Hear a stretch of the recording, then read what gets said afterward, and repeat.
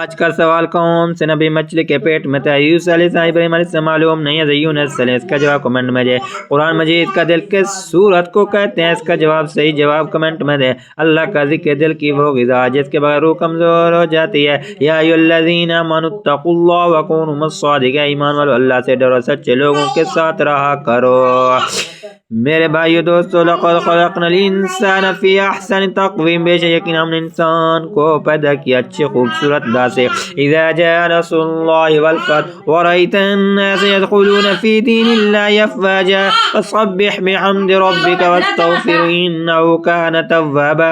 اللہ کی قدرت تو دیکھو، حضرت آدم علیہ السلام بغیر ماں باپ کے پیدا کیا، حضرت نوح علیہ السلام کو دنیا کو ختم کر کے سے اللہ کو ماننے والوں کو بچایا، حضرت ابراہیم 40 دن آگ میں رکھ کر حفاظت کی، اور حضرت اسماعیل ذبح ہونے سے بچا، آپ زمزم کا تحفہ دیا، حضرت یونس علیہ السلام مچھلی کے پیٹ میں رکھ کر حفاظت